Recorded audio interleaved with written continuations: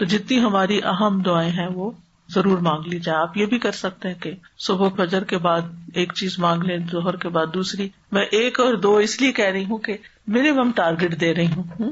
زیادہ تو پھر آپ جتنی دیر چاہے مانگتے رہیں جب تک اقامت نہیں ہوتی, یعنی نماز شروع نہیں ہو جاتی. اب تو گھر میں ہوتی ہے تو اقامت تو نہیں ہوگی, لیکن جب تک آپ نماز شروع نہیں کر دیتی اس وقت تک, مثلا کچن میں بھی آپ کام کر رہے ہیں تو چلتے پھرتے اپنی دعائیں ساتھ ساتھ مانگتے رہیں.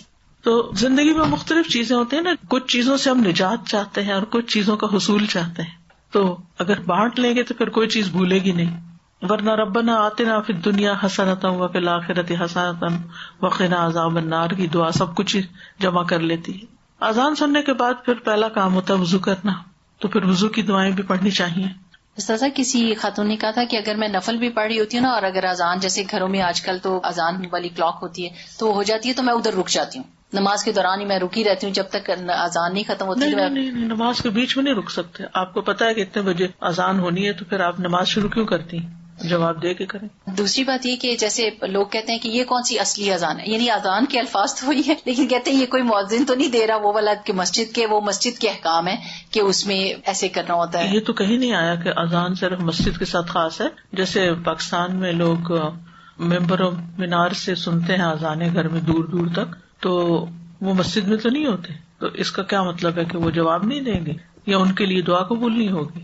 اذان تو اذان ہے, یعنی آپ کے موبائل پہ یا آپ کے گھر میں اذان کلاک جو ہے اس سے اگر اذان کی آواز آتی ہے تو وہ کیا آتا ہے, وہ اسے آپ کیا بولتے ہیں, کیا ہو رہا ہے, کیا کہتے ہیں؟ تو پھر وہ اذان ہے نا, پھر اس کا جواب دیں. ٹھیک ہے نا. جیسے ہم لوگ کہیں پہ بھی ہوتے ہیں اور ایپ پر اذان آتی ہے اکثر سیل فون پہ, لیکن وہ آدھی اذان ہوتی ہے, جیسے شروع کی کیونکہ آپ نے تو ہم پوری اذان سبسکرائب نہیں کی ہوتی, تو آدھی پہ کام چل رہا ہوتا ہے. آپ تھوڑی سی پیمنٹ ہوتی ہے کر دیں اور پوری اذان لے لیں ان سے. اچھا, لیکن اگر نہیں ہے تو ہم اذان کے پورے الفاظ اس وقت پھر خود دوہرا لیں. نہیں, آپ سنیں گے تو پھر ہی دہرائیں گے نا. ٹھیک ہے, کیونکہ آپ مؤذن تو نہیں نا. استاذہ جیسے پاکستان وغیرہ جائیں تو وہاں پہ یہ ہوتا ہے کہ ایک کے بعد ایک اذان ہو رہی ہوتی ہے, تو اپنے ایک کا جواب دینا کافی ہے. جی, یہی ایپ پہ بھی لاگو ہوتا ہے کیونکہ گھر میں کئی لوگوں نے لگائی ہوئی ہوتی ہے نا, تو وہ منٹ پہ ہو رہی ہوتی ہے. ایک ہی کافی. جی. تو اذان کے بعد پھر وضو کیا جاتا ہے, تو وضو کی دعاؤں میں وضو کرنے سے پہلے بسم اللہ پڑھنا ضروری ہے. خالی بسم اللہ, یعنی پوری بسم اللہ الرحمن الرحیم کہنا ضروری نہیں ہے. بسم اللہ کہہ کے بھی آپ شروع کر سکتے ہیں. اور بعض علماء یہ کہتے ہیں کہ پڑھنا واجب ہے, لیکن اگر انسان بھول جائے تو پڑھنا ساقط ہو جاتا ہے, یا بیچ میں یا بعد میں وضو کرنے کے بعد نہیں پڑھی جائے گی. اب سوال یہ پیدا ہوتا ہے کہ اگر واجب ہے اور پڑھی نہیں تو پھر وضو کیا درست ہے؟ جی, وضو درست ہے, ثواب سے محرومی ہے. جو بسم اللہ پڑھ کے ثواب ملنا تھا وضو کا, وہ رہ گیا آپ کا, جو آپ نے ایک سنت پوری کرنے سے حاصل کرنا تھا. تو محتاط بات یہی ہے کہ وضو سے پہلے بسم اللہ کہہ لیا جائے. اب اگلا سوال یہ ہوگا کہ ہم تو جہاں وضو کرتے ہیں وہاں ٹوائلٹ بھی ہوتا ہے, تو اس میں آپ دیکھیے کہ آپ دل میں کہہ لیں یا واش روم میں داخل ہونے سے پہلے کہہ لیں. اب اگر دیکھیں آپ چپکے سے دل میں کہہ لیتے ہیں تو اس سے کیا فرق پڑتا ہے؟ منہ سے اونچی آواز سے نہ بولے.